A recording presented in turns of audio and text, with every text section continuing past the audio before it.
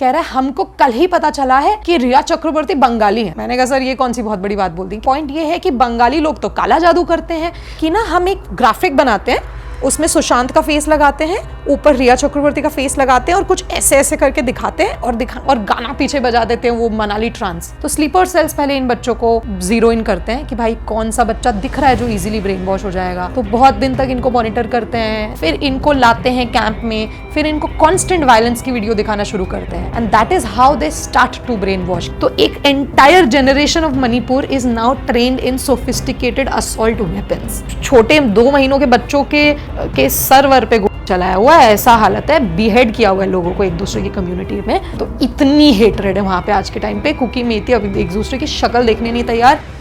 तो दोस्तों स्वागत है आपका एक और मजेदार एपिसोड में। आज के एपिसोड में हमारे साथ है तनुश्री, जो कि एक जर्नलिस्ट हैं, इन्वेस्टिगेटिव जर्नलिज्म प्रैक्टिस करती हैं। ये 19 साल की उम्र से इन्होंने जो अपनी जर्नी शुरू करी है, ये ऐसी ऐसी जगहों पर गई हैं, ऐसी रिमोट जगहें जो कि हम जहाँ की लाइफ के बारे में हम सोच भी नहीं सकते, और वहाँ के जो इनके एक्सपीरियंसेस रहे हैं आज हम इस पॉडकास्ट में जानेंगे कि एक्चुअली जिस वर्ल्ड में हम रह रहे हैं, सोशल मीडिया की दुनिया में हम रह रहे हैं, हमें अपने देश के बारे में कितना कम पता है। और ये जहाँ पर रहकर आई हैं वहाँ पे इन्होंने राइट्स देखे हैं, मिलिटेंट्स के साथ इन्होंने इंटरैक्ट करा है, देखा है छोटे छोटे बच्चों को हथियार उठाते हुए, ट्रेन होते हुए। कश्मीर में ये रही हैं जो कि आजकल बहुत ज़्यादा चर्चा में है, ऑफ कोर्स ऑब्वियस रीजंस की वजह से। तो स्वागत करते हैं तनुश्री का। Thank you so much guys. Tanushree, सबसे पहले तो ये बताओ कि इंडिया में जर्नलिस्ट की लाइफ इजी है, नहीं है, या अगर आप अगेंस्ट द फ्लो बहते हो, कुछ ऐसा बोलना चाहते हो जो कि सच है, तो क्या आपके पास सच में उतना फ्रीडम है सच बताने का, दिखाने का? एकदम भी नहीं। इंडिया मतलब एक ऐसी जगह आज के टाइम पे जहाँ ऑनेस्ट जर्नलिस्ट के लिए सबसे one of the worst countries है एक्चुअली। प्रेस फ्रीडम एक बहुत बड़ा मजाक है इंडिया में।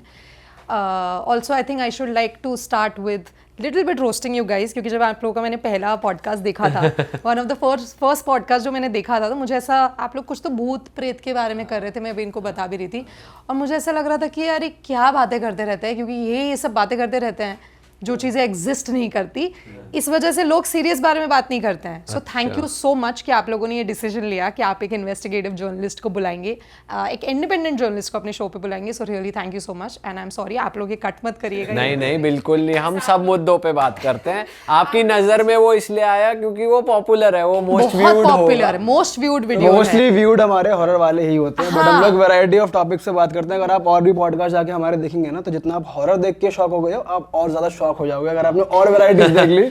आई एम श्योर, तो जाके जरूर चेकआउट करना। क्योंकि हमने ऐसे लोगों के साथ भी पॉडकास्ट करे जो जीबी रोड जैसी जगहों से लोगों को रेस्क्यू करते हैं, आर्मी वाले लोग हो गए, जर्नलिस्ट्स हो गए, तो हमें बहुत मज़ा आता है। बट अल्टीमेटली हमारा काम है प्लेटफॉर्म बनना, जनता को जिसमें ज़्यादा मज़ा आ रहा है उसमें ज़्यादा व्यूज़ है, तो जब आप रियल हिट सर्च करोगे तो वो वीडियोस पहले आ जाती हैं। 100%। नहीं, आप लोग मुझे भी रोस्ट कर सकते हैं, मतलब बिकॉज हम लोग को बस आप पर किस बात पे रोस्ट करेंगे, मतलब इंडिपेंडेंट जर्नलिस्ट आई थिंक इस बात पे रोस्ट हो सकते हैं, वी आर वेरी पुअर, हम लोग बहुत गरीब हैं, बिकॉज कोई पैसा नहीं है इंडिपेंडेंट और आप लोगों पे तो केस भी चल रहे हैं, बहुत केसेस चल रहे हैं, मतलब बहुत केसेस चल रहे हैं। So coming back to your question, किस चीज के केसेस है वैसे? मैंने एक स्टोरी ब्रेक करी थी 2020 में। हाथरस एक जगह है उत्तर प्रदेश में, वहाँ पे एक दलित लड़की, उनके साथ सेक्सुअल असॉल्ट हुआ था, गैंग रेप हुआ था, जो कि कोर्ट में प्रूव नहीं हो पाया, कोर्ट रूल्ड अगेंस्ट इट। और फिर वहाँ पे पुलिस ने उनकी बॉडी को फोर्सफुली क्रिमेट किया था, ज़बरदस्ती उसको जला दिया था रात में, फैमिली के अगेंस्ट जाके। मैं तब इंडिया में काम करती थी और मैं थी रात को वहाँ पे।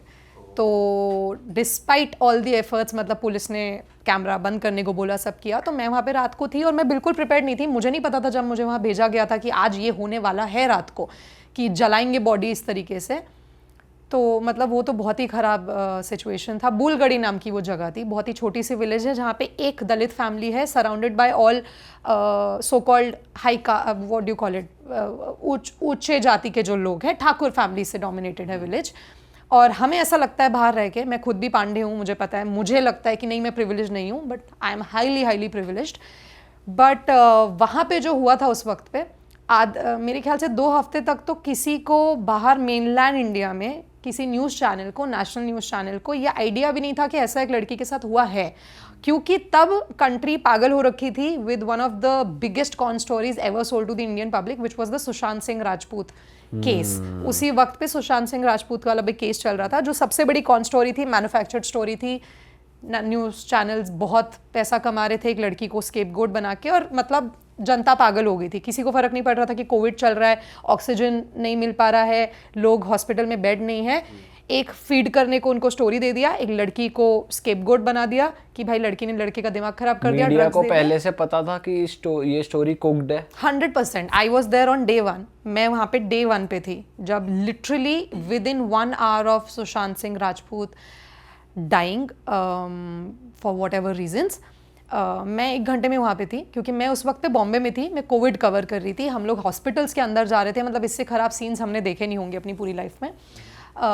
तो मुझे कॉल आया एडिटर का कि भाई ऐसे सुशांत सिंह राजपूत को घर में उसका बॉडी मिला है। तो मुझे ना, मैं वो नहीं कर पाई कि सुशांत सिंह राजपूत कौन है। मैंने कहा ओ ये एक्टर, वाज लाइक हाँ। तो मैं पहुंची, तो जो हुआ वी सॉ द बॉडी, मतलब वैसे जाने नहीं देते हैं, बट लाइक ऑफ कैम हम लोग गए।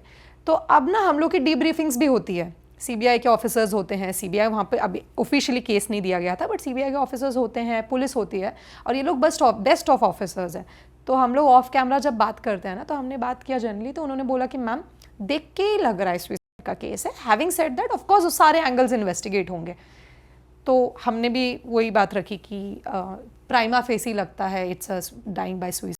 Having said that all angles will be investigated, पर विद इन 1 week हम लोगों ने, मैंने तो अपनी आंखों के सामने देखा है, अब मैं मतलब कहूँगी तो और केसेस हो जाएंगे, बट मैंने अपनी आंखों के सामने देखा है न्यूज़ मैन्युफैक्चर करते हुए न्यूज़ चैनल्स को। Some of the top most news channels of the country, so called news channel, actually these are not even entertainment business.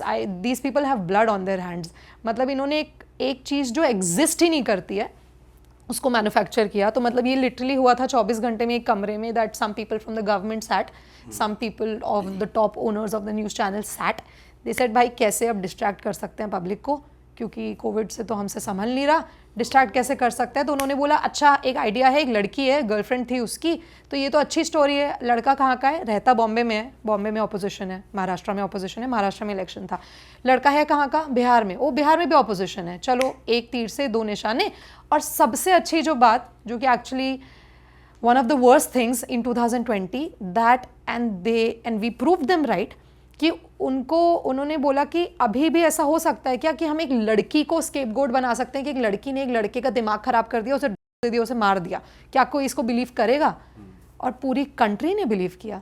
ये मतलब उस वक्त पे मुझे समझ नहीं आ रहा वो लड़की रिया चक्रवर्ती वो बच के निकली कैसे, क्योंकि पूरा देश पैंडेमिक के समय पे उसकी जान के पीछे पड़ा हुआ। ये हुआ था, ये दिख रहा था कि न्यूज़ चैनल में उसको गाली पड़ रही थी। हर बेडरूम का, हर डाइनिंग टेबल का ये कॉन्वर्सेशन था कि लड़की कितनी चंट है, ये लड़कियां होती हैं ऐसी हैं।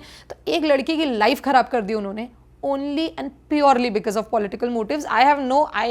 Quote me on this. This has happened. We have seen it from our own eyes. News channels were very much a part of it. और बहुत ही फनी इंसिडेंट था एक बार, हम लोग की ना सुबह मीटिंग होती है कि क्या स्टोरी हमको पिच करना है। तो मैं तो डिसइंटरेस्टेड हो गई थी इस केस में, जैसे ही मुझे लगा था कि भाई, क्योंकि मुझे ना लगा था इनिशियली कि लोग चलो इंडिया में पहली बार मेंटल हेल्थ की बात करेंगे, कि ज़रूरी नहीं अगर किसी के पास करोड़ों के रुपए हैं, एक्टर्स की मेंटल हेल्थ भी ख़राब हो सकती है, कोई वीक मोमेंट में डिसीजन ले सकता है। But and it's very close to my heart, mental health the topic, but इन्होंने इतना ख़राब उसकी दुर्दशा कर दी उस टॉपिक की। So once it happened that we were discussing the stories सुबह को, और एडिटर्स थे हमारे सारे, हम लोग थे। तो मैंने बोला कि मेरे पास स्टोरी है कोविड के लिए। तो बोले कि अभी रुको, किसी को सुशांत पे कुछ पिच करना है वो पहले करो। मैंने कहा ओके ठीक है, ये ठीक था, मैं चुप हो गई। तो हमारे एक एडिटर थे, एक प्रोड्यूसर थे, उन्होंने बोला हमको पिच करनी है एक बहुत बढ़िया स्टोरी। तो मुझे लगा चलो कुछ बोलेगा बंदा। कह रहा है हमको कल ही पता चला है कि रिया चक्रवर्ती बंगाली है।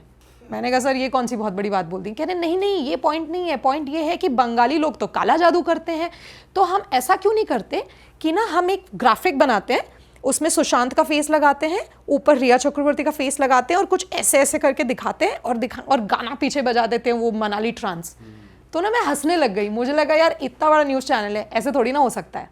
शाम में मैं कोविड पे लाइव दे रही थी, तो मेरे को, हम लोग ना कनेक्टेड होते हैं रन डाउन से, तो टॉक बैक पे मुझे बोला कि आपका लाइव ड्रॉप कर रहे हैं हम, क्योंकि कोई और इंपॉर्टेंट स्टोरी पे जाना है। तो जितनी देर में मैं पूछती क्या है, और मैं टीवी देख नहीं सकती क्योंकि मैं तो फील्ड पे थी, मेरे को ना सुनाई दे रहा है मनाली ट्रांस बज रहा है। ओह शिट, ऑलरेडी फिर एयर हो मैंने, चुका। मेरी मम्मी ने मुझे भेजा वो फोटो खींच के, तो जो ग्राफिक पे मैं हंस रही थी कि ऐसा थोड़ी ना मजाक करेंगे, वो प्राइम टाइम की ग्राफिक थी और की। Oh shit. तो ये हालतें हैं। हम वहां से डेविएट हो गए कि आप पे कौन से केस लगे और कब। हाँ, तो यही कंट्री इसमें उलझी हुई थी बहुत। तो तब मैंने बोला कि भाई मुझसे कवर नहीं हो पाएगा सुशांत। उन्होंने बोला अच्छा ठीक है, हम किसी और को भेज देंगे, तो आप कृपया कर वापस आ जाएं। तो मैं दिल्ली वापस आ गई। तो मैं जैसे ही वापस आई, मुझको एक रात को, अगले दिन एक्चुअली मुझे कॉल आई, अननोन नंबर से कॉल आया।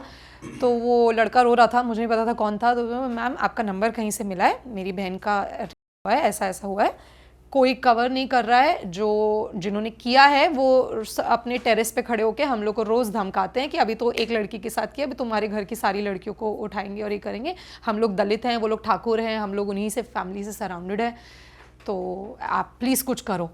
तो मैंने कहा मुझे तो समझ ही नहीं आया क्या बोलना है। तो मैंने इमीडिएटली अपने एडिटर को कॉल किया, राजदीप सरदेसाई मेरे एडिटर थे। मैंने कहा सर ये क्यों नहीं ले रहे हम। सर ने बोला कल फर्स्ट स्टोरी करेंगे हम लोग। अगले दिन फिर लड़की को सफदरजंग शिफ्ट कर दिया था, तब सब जाने लग गए, सबको पता चलने लग गया। मैं पहुंच गई हॉस्पिटल, लड़की ने उसी दिन she died. And then my channel asked me to go to Hathras, कि आप जाओ, आप बॉडी को फॉलो करो। और मैं बॉडी को नॉर्मली फॉलो कर रही थी। तो मेरा लाइव था 9 बजे रात को, और यूजुअली हम लोग ना 9 बजे का लाइव करने के बाद चले जाते हैं अपने होटल। मैं चली गई थी अपने होटल, सब नॉर्मल ख़त्म हो गया था, बॉडी वापस आई नहीं थी अब तक। घर वाले प्रिपेयर कर रहे थे कि बॉडी आएगी और ये सब होगा। पता नहीं मुझे क्या हुआ। इट समटाइम्स ना, एक्चुअली आफ्टर दिस स्टोरी, मैंने इससे पहले ना कभी किस्मत में इतना माना नहीं था। तो मुझे पता नहीं क्या हुआ, आई वेंट, मैंने बोला कि मैं वापस गांव में जा रही हूँ। तो मेरे जो कैमरा पर्सन थे वो मुसलमान थे, तो उन्होंने बोला भाई क्या है यार, क्यों परेशान कर रहे हो। मैंने कहा चलो, आप चलोगे नहीं तो मैं अकेले चली जाऊँगी। फिर हम गए, तब तक बहुत पुलिस बंदोबस्त थी। तो उन्होंने बोला गाड़ी तो नहीं जाइए अंदर। मैंने कहा सर ऐसे तो रोक नहीं सकते हो आप। तो उन्होंने बोला चल के जाओ। तो फिर हमने किसी लोकल को बुलाया, बाइक पे बैठ के गए, और वो मेरा फर्स्ट ट्वीट था which went viral, which I tweeted कि भाई ऐसा ऐसा हो रहा है। तब वो बॉडी भी अंदर आनी शुरू हुई, डिस्ट्रिक्ट मैजिस्ट्रेट के साथ बॉडी को वो लोग लाना शुरू किए। तो हमें लगा कि बॉडी घर पे रुकेगी, बट वो इमीडिएटली क्रिमेशन ग्राउंड में जाने लग गए। और फिर उनकी जो माँ थी, उनकी जो भाभी थी, मासी थी, वो लोग लेट गए एम्बुलेंस के आगे कि ऐसा कैसे आप कर सकते हो यार, हमारी घर की बेटी है, हमको उसको एक बार तो देखने दो, आप बचा तो पाए नहीं, let us just see her face. And police ने नहीं देखने दिया, बिल्कुल ज़बरदस्ती किया, क्योंकि उन पे भी प्रेशर होता है। बट चाहे कितना भी प्रेशर हो लॉ एंड ऑर्डर का, आपका काम है लॉ एंड ऑर्डर मेंटेन करना। आप फैमिली से बॉडी छीन के नहीं जला सकते, और रात को तो हिंदू रिचुअल्स में वैसे भी नहीं क्रिमेट नहीं करते हैं। बट फिर उन्होंने बंद किया फैमिली को अंदर, और बस मतलब उन्होंने क्रिमेट कर दिया। और actually and that clip went viral and Rahul Gandhi tweeted it, and obviously it was a lot of people told me that you know this is great journalism, but मेरे ख्याल से ना मैं जर्नलिस्ट की तरह एक्ट कर नहीं रही थी। मैं मतलब एक नॉर्मल लड़की की तरह एक्ट कर रही थी जो इतनी गुस्से में थी, क्योंकि मुझे ऐसा लग रहा था कि अगर मेरे साथ ऐसा हुआ होता, मतलब सोचो मेरी मम्मी कहाँ जाती यार, कितने लोग के आगे हाथ पैर जोड़ती, करती क्या वो। तो मैं इतनी गुस्से में थी, so I kept asking the police officer कि सर क्या जला रहे हो, क्या जला रहे हो। उसने बोला आप डीएम से पूछ लो। मैं बोल रही हूँ क्या जला रहे हो, आप डीएम से पूछ लो। बट हमारे सामने ऐसे हुआ है कि उसकी बॉडी फोर्सफुली यूपी पुलिस ने निकाल के बिना फैमिली के परमिशन के जला दी। तो मुझे कुछ समझ नहीं आया, आप पे केस लग गया। हाँ, तो क्योंकि मुझे कुछ समझ नहीं आया। चैनल में उस वक्त पे रात को कोई जगह नहीं था, क्योंकि ये प्रोटोकॉल होता है, कोई टेररिस्ट अटैक या कोई डेवलपिंग स्टोरी नहीं होती तो बुलेटिन रोल्स नहीं होते, लाइव रोल नहीं होता। तो शायद सब सो भी गए होंगे, 2-3 बजे की बात थी। तो मुझे कुछ समझ नहीं आया। Twitter wasn't a rage back then, मेरे भी शायद 5-6 हज़ार फॉलोअर होंगे। तो मुझे कुछ समझ नहीं आया, तो मैंने ट्वीट कर दिया कि भाई देखो ये हो रहा है कि अगर बाई चांस मुझे कोई रात को काट के फेंक दे, at least it should go out कि भाई ये हुआ है यूपी के इस जगह पे। By morning the tweet had I think some 40,000 some views or something. Rahul Gandhi tweeted it, तब तो फिर then everybody took note of it. तो उसकी वजह से some random BJP MLA put some case against me कि भाई मैंने इंसाइट किया वायलेंस की, कुछ तो इंसाइट मुझे समझ नहीं आ रहा। और मेरे ख्याल से क्योंकि मैं पांडे हूँ तो इसलिए उन्होंने मुझे अरेस्ट नहीं करवाया, बिकॉज बहुत बैकलैश हो जाता। There was a journalist called Siddique Kappan, वो मुसलमान था, वो पहुंचा भी नहीं था हाथरस तक, और वो 3 साल जेल में था। तो आई एम 100% श्योर कि क्योंकि मैं एकदम व्हाटएवर इन देयर लैंग्वेज उच्च कोटि ब्राह्मण लड़की हूँ, तो मुझे वो नहीं करते। मैं मुसलमान होती या कहीं और किसी कास्ट की होती तो पक्का अंदर डलवाते। So yes, I still have that case. I still file it. I'm one of the main prime witnesses in the but वो ऐसे खारिज क्यों नहीं हो रहा है? The case against me actually बहुत इंटरेस्टिंग केस है, क्योंकि उस केस में ना इन्होंने चार्जशीट भी नहीं करी है, इन्होंने रखा हुआ है परेशान करने के लिए कि जब ये लड़की ज़्यादा उछलेगी तो दिखा देंगे कि भाई चुप करके बैठो। तो चार्जशीट नहीं करते हैं ये लोग ऐसे केसेस को, क्योंकि उनको भी पता है कोर्ट में कोई स्टैंड ही नहीं करेगा ना, court will ask for evidence. This is purely for harassment of journalists. Okay. अच्छा तनुश्री, आपके ना थोड़े एक्सपीरियंसेस की बात करेंगे। आपने बहुत ही, आपकी लाइफ बहुत ही अलग रही है। आपने कश्मीर में जो टाइम स्पेंड करा है सरेंडर्ड मिलिटेंट्स के साथ, वो मैं जानना चाहता हूँ उनका क्या पॉइंट ऑफ व्यू होता है, उनका किस तरीके से उनका माइंड वॉश किया जाता है, मतलब वो ऐसे सिचुएशन में एंड अप क्यों करते हैं अपने आप को। तो मैं जानना चाहता हूँ आपकी उनसे क्या बात हुई और कैसा सब कुछ रहा था। कश्मीर ना एक मतलब Kashmir is a different ball game all together. मतलब अगर 3 मेन कॉन्फ्लिक्ट जोन्स जो है हमारी कंट्री के, छत्तीसगढ़ जहाँ से मैंने शुरू किया था, कश्मीर मैंने बहुत लेट अपनी लाइफ में कवर किया, एंड देन मणिपुर हैपेंड। और एक तो कश्मीर में बिफोर आई स्टार्ट टॉकिंग, मतलब हम लोग ना जो जर्नलिस्ट होते हैं ना, जो रियल जर्नलिस्ट होते हैं, हम लोग बहुत रेस्ट्रेंट बरकरार करते हैं, क्योंकि कश्मीर इतनी कॉम्प्लेक्स मामला है ना, तो हम लोग we don't want to get ahead of ourselves. Having said that, definitely I will answer your question. I have met surrendered militants who are now very much in the society. वो लोग normally society के part हैं, बहुत businessman हैं, बहुत लोग acceptable society में लोग। Absolutely, they drop their weapons. वो सरेंडर्ड मिलिटेंट्स हैं। बहुत पहले के 90s जब पीक किया था, पीक मिलिटेंसी, पीक इंसर्जेंसी जब कश्मीर में थी, तब के मिलिटेंट्स हैं। They drop their weapons, many of them actually were in politics also, joint politics also. तो एक तो ना मुझे भी जब मैं उनसे पहली बार मिली तो मेरा भी पहले यही क्वेश्चन होता था कि सर करते क्यों थे, मतलब क्या मसला है। मुझे नहीं पता, मुझे पर्सनली नहीं लगता कि उनको खुद को भी पता है ये आंसर। ऑब्वियसली वो कोई जायज देने के लिए बोल देंगे कि नहीं मुसलमानों के साथ इतना बुरा होता है, हम लोग के जिहाद में ये बताया जाता है, but it's all a sham.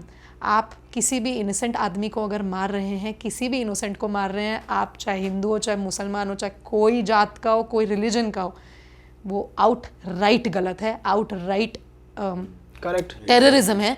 Any kind is terrorism, right. तो मुझे तो ये क्वेश्चन का लॉजिक ही नहीं समझ आता था। They would have some ideology, whatever ideology is this is wrong, outrightly wrong.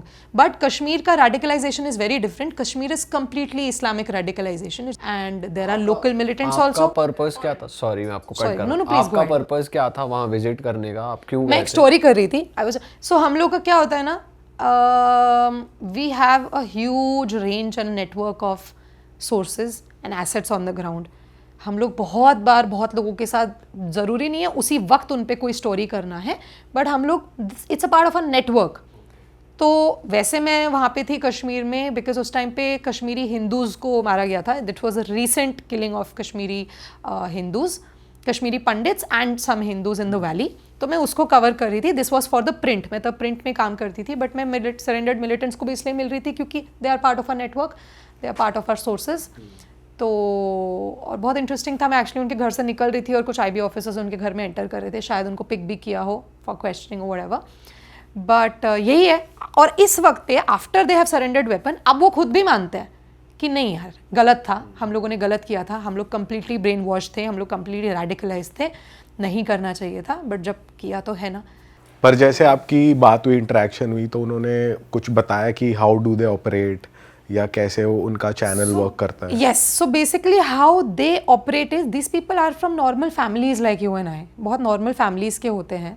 They are picked up by sleeper cells of mostly LET, which is the most active terror group in Kashmir. उनकी proxy है अब तो, after abrogation उनकी proxy है जिन्होंने इस recent attack के लिए भी रिस्पॉन्सिबिलिटी ली है, which is called the TRF, the resistance front. तो उन जो स्लीपर सेल्स हैं, कमांडर जो एरिया कमांडर होता है ना ऐसे मिलिटेंट जोन का, उनको सब मिलिटेंट ग्रुप्स का, उनको सबका एक्सेस नहीं होता। लाइक वो बहुत बड़े लीडर्स होते हैं, वो सबको नहीं मिलेंगे। तो स्लीपर सेल्स पहले इन बच्चों को ज़ीरो इन करते हैं कि भाई कौन सा बच्चा दिख रहा है जो इजीली ब्रेन वॉश हो जाएगा। तो बहुत दिन तक इनको मॉनिटर करते हैं, इनका लोकेशन देख रहे होते हैं, इनके रास्ते वास्ते देख रहे होते हैं, फिर धीरे धीरे करके इनसे बात करना शुरू करते हैं, फिर इनको लाते हैं कैंप में, फिर इनको कॉन्स्टेंट वायलेंस की वीडियो दिखाना शुरू करते हैं। And that is how they start to brain wash कि देखो इंडिया में आप देख नहीं रहे हो कि मुसलमानों को पे किस तरीके से अत्याचार हो रहा है, मुसलमानों को किस तरीके से मारा जा रहा है, which I am saying is not wrong. Muslims in today's time 100% have been cornered. There is a lot of violence perpetrated by right-wingers, right-wing Hindu extremists. 100%. That's reality. But दोनों side have extremists. Every religion has extremists. Normal जो लोग होते हैं, किसी को violence नहीं चाहिए. जो कमा के खा रहे हैं, किसी को violence नहीं चाहिए. But ये जो militant groups होते हैं, ये ऐसे videos को use करते हैं to brainwash. और क्योंकि ये बच्चे ही at the end of the day छोटे बच्चे होते हैं, कॉन्फ्लिक्ट जोन्स में बड़े हुए हैं. आप और मैं इमेजिन भी नहीं कर सकते हैं कि कॉन्फ्लिक्ट जोन में बड़ा होना क्या होता है. इन लोगों ने पैदा होने के दिन से आर्मी देखी है. इन्होंने पैदा होने के दिन से देखा है कि भाई इन लोग ट्रैवल कर रहे हैं, आर्मी ने इनको मार दिया कि चलो घर के अंदर चलो. पत्थरबाजी कर रहे हैं, ऑब्वियसली आर्मी रिटेलिएट करेगी. तो इनका ना एक नफरत वैसे ही रहता है फोर्स के साथ, बेसिक. कितने and there all obviously Kashmir में बहुत एक्सेसेस भी हुए हैं सिक्योरिटी फोर्सेस द्वारा. तो ये लोग एक अलग जोन में बड़े हुए हैं. इनका माइंडसेट अलग ही रहता है. उस चीज़ से हम कंप्लेंट भी नहीं कर सकते. बट येस, सो और ज़रूर हर कोई एक्सट्रीमिस्ट नहीं बन जाता. But many kids they pick up, they start by showing them videos, by constantly every day telling them कि आप देखो मुसलमान के साथ क्या हो रहा है. तो सिर्फ वीडियोस ही दिखाते हैं, कुछ और भी क्या, मतलब और क्या प्रोसेस होता है इनके ब्रेन वॉश करने में? Mostly they show them visuals of extreme kind of violence, and this is a modus operandi of everywhere. मतलब आप चाहे आईसिस ले लीजिए, चाहे आप लश्कर ए तैयबा ले लीजिए, चाहे आप मणिपुर में ले लीजिए. Every person who is being radicalized, every kid or a part of youth or a civilian who is being radicalized or brainwashed, उनको वीडियो से स्टार्ट करते हैं सबसे पहले और कॉन्स्टेंट दिखाता है. जब आपसे बात कर रहे थे तो वो थोड़े से एग्रेसिव थे, उनका नेचर कैसा था? The surrendered militant, absolutely cool. Maybe probably as much more cooler than you guys are. Very swift, very chill. क्योंकि ना इन लोगों ने देख लिया है. They have seen the worst. So they are extremely calm. Actually, that's something I have seen in most of the criminals I have met and most of the militants I have met. That these people are much more cooler and calmer than us. मुझसे तो बहुत काम है. इनकी आवाज़ कभी ऊपर नहीं जाती. ये लोग इतने धीरे बात करते हैं, मतलब मैं तो बहुत तेज़ बात कर रही हूँ एक्चुअली. ये लोग इतने धीरे बात करते हैं कि आप और मैं अगर इस डिस्टेंस पे बैठे हैं तो सिर्फ आपको सुनाई देगा, because they are trained in this. तो very cool nature, very calm, क्योंकि इन लोगों का ऑपरेशंस अलग है. तो ये लोग सजाएं काट के आ रखे होते हैं जब जो हाँ या दिस सरेंडर्ड मिलिटेंट. हाँ जी, वो जेल में था, फिर वो बाहर आया. कितने साल जेल में थे वो, उन्होंने मेरे बताया? ख्याल से वो 10 साल तो जेल में थे. And then he was out. So then he was a surrendered militant, and now he's a very quite a popular guy, quite a popular figure in Kashmir. So that's why I can't even take his name. But yeah. So but इनके मन में जब ये सजा काट के आते हैं और अगर ये टॉर्चर वॉर्चर हुए तो इनके मन में वो फिर से गुस्सा नहीं रहता कि भाई मेरे साथ तो ऐसा कर दिया पकड़ के? कुछ लोग के रहता है, कुछ लोग जिंदगी भरी मलाल रहता है, और कुछ लोग अभी भी काम कर रहे हैं. अभी भी शायद वो लोग इंफॉर्मेशन लीक कर रहे हैं, दे रहे हैं. Probably they are very much hand in gloves with militants, who knows.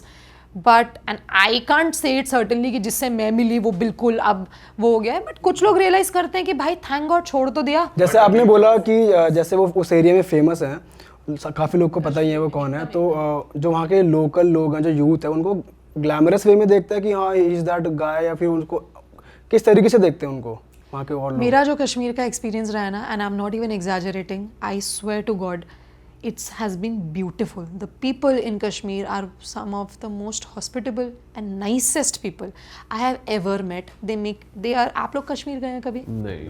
अच्छा, आप लोग कभी कश्मीर नहीं गए? बहुत अच्छे लोग हैं वहाँ के, बहुत पसंद करते हैं. They are extremely hospitable. They are very nice with Hindus. There is no problem. In fact, they are living in guilt कि भाई हम पे ज़िंदगी भर का एक गिल्ट है. जब हम शायद कुछ लोग पैदा भी नहीं हुए थे तब ये एक्सोडस हुआ था, और हम पूरे मुसलमान कम्युनिटी पे अब गिल्ट है ये कि हमने बचाया नहीं हिंदुओं को एक्सोडस पे. और हमें पता है, हम रोज़ उसके साथ जीते हैं, और पर कोई हमसे नहीं पूछता कि हम लोगों से क्या, हम लोगों के साथ में क्या हो रहा है, आज तक क्या हो रहा है. And which is true. आप कश्मीर में रह लो, आपको कितना भी साल रह लो, you will never be able to actually realise कि वहाँ का मुसलमान किस चीज़ से गुजर रहा है. और आप मिलिटेंसी तो छोड़ दीजिए, उनकी सोसाइटल प्रॉब्लम्स कितनी है. सोसाइटी में बहुत प्रॉब्लम्स हैं, डेवलपमेंटल वे में बहुत प्रॉब्लम्स हैं. तो हाँ यार, नॉर्मल मुसलमान जो वहाँ का कश्मीर का है ना, वो भी मैसिवली सफ़र कर रहे हैं, मैसिवली सफ़र कर रहे हैं। ऐसा नहीं है उनका मुसलमान नहीं मरता है मिलिटेंसी में, मुसलमान लोग भी मरते हैं मिलिटेंसी में। बट कश्मीर के लोग जो यूथ है वहाँ का और जो उनके परिवार के लोग भी हैं, तो उन्हें पता है कि भाई ऐसे मिलिटेंट्स बन जाते हैं उनके बच्चे या जिसको भी वो टारगेट करते हैं, तो उस बारे में उनका क्या टेक है कि वो कुछ मेजर्स लेते हैं ऐसे पर्सनली कि ना फंसे कोई, या हमारे परिवार का हाँ कोई बच्चा ना फंसे इनके हाथों में ना आए? एकदम बिल्कुल। मतलब मैं बहुत फैमिली से मिली हूँ जिन लोग के बच्चे गायब हैं, एबॉल हैं, समझ नहीं आ रहा कहाँ हैं, बच्चे बहुत लोग के मर गए हैं, डेड बॉडीज़ घर पे वापस आई हैं। तो जनरली आप फैमिली से पूछते हो कि यार क्या मतलब आपने क्यों नहीं रोका? उनके हाथ में है ही नहीं, वो लोग फुल कोशिश करते हैं। ये बात है कश्मीर और मणिपुर में अलग है। Manipur is very separate. Manipur में एक्चुअली बहुत फैमिलीज़ बच्चों को बोलती हैं कि भाई उठाओ बंदूक। कश्मीर में ये सिचुएशन नहीं है, बिकॉज दे नो कि क्या होगा यार, क्या मतलब कितनी लाइफ रहेगी। कश्मीर के मिलिटेंट्स की लाइफ बहुत छोटी होती है, चाहे वो लोकल हो चाहे फॉरेन टेररिस्ट हो, महीने भर की इनकी लाइफ नहीं होती। इनको पता है इनको मरना है, तो कोई फैमिली नहीं चाहती कि भाई हमारा बच्चा मरे, कुछ हासिल नहीं होना है। तो ये लोग कांस्टेंट कोशिश करते हैं। सोचिए अगर इनका बच्चा इनको घर में हफ्ते भर दिख नहीं रहा, तो ये इमीडिएटली, आई नो फैमिलीज जो इमीडिएटली फौज को इन्फॉर्म कर देती है कि सर ऐसा ऐसा है, देखो आपको बता दिया, आप प्लीज़ बचा लो, प्लीज़ देख लो, पता नहीं कहाँ है वो बच्चा। बच्चों से बात करते हैं। अब तो ये बहुत होने लग गया है कि ये लोग थेरेपीज़ बहुत स्टार्ट हो गई हैं। पहले काउंसलर्स नहीं थे इसमें कश्मीर में, अब थेरेपी स्टार्ट हो गई है, काउंसलिंग स्टार्ट हो गई है।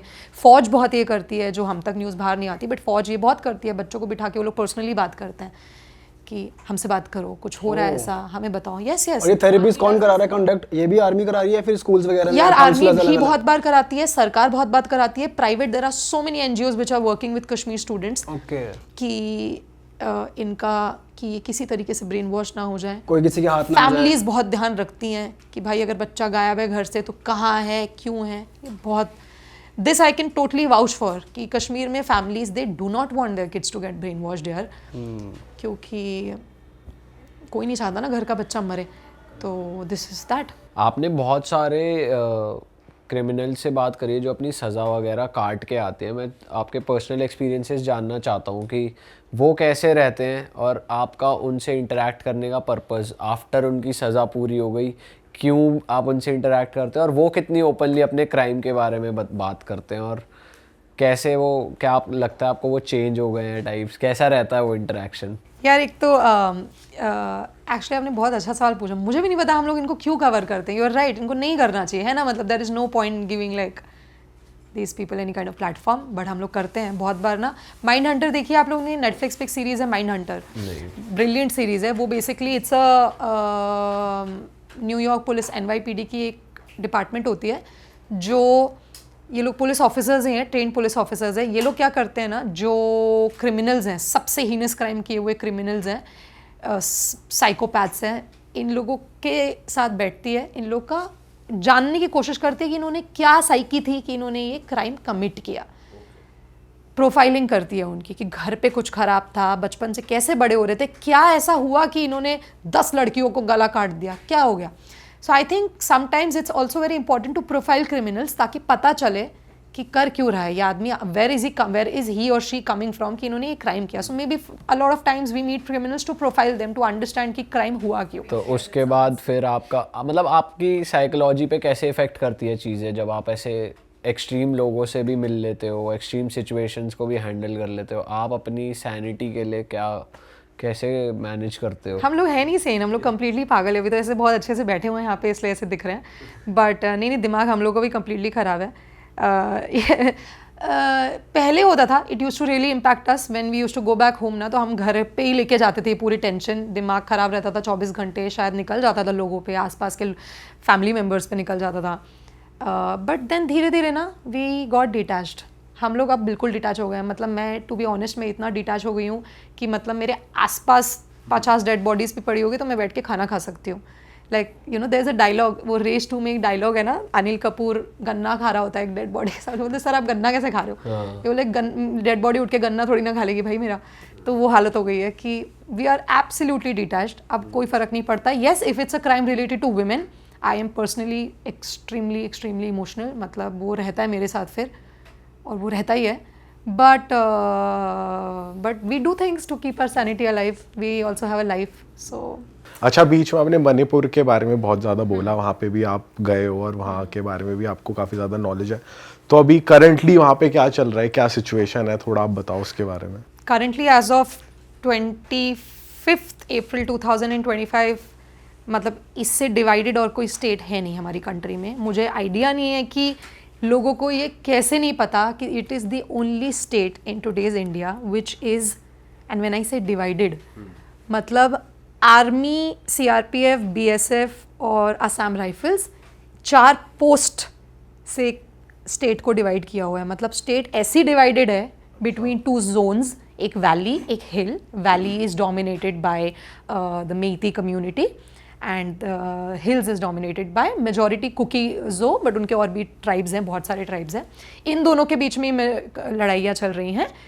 ऐसी डिवाइडेड है वो स्टेट कि एक जूता पॉलिश करने वाला से लेके, एक फार्मर से लेके, एक मिनिस्टर तक उस कम्युनिटी का दूसरे जगह पे नहीं जा सकता, जा ही नहीं सकता. There is no scope that that person will come back alive.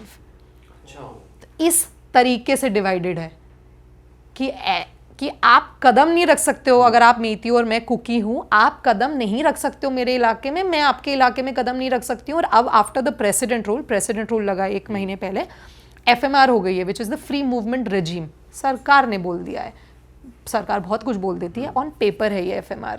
वहाँ के कम्युनिटीज़ अभी तक इसको नहीं एक्सेप्ट कर रहे हैं और एक जा ही नहीं सकते हैं. और इट इज़ बिजार. जब गुजरात में भी राइट्स हुई थी, 2-3 दिन राइट्स चली, उसके बाद आर्मी ने फ्लैग मार्च निकाला, कोई मास डिस्प्लेसमेंट नहीं हो गई. मणिपुर में क्या हुआ, कॉन्फ्लिक्ट हुआ, 3 मई को शुरू हुआ, 4 मई को हुआ, 5 मई को हुआ. उसके बाद मास डिस्प्लेसमेंट हो गई. जो मेतीस थे वो हिल्स में भी रहते थे, जो कुकीज़ थे वो वैली में भी रहते थे, इम्फाल में भी रहते थे.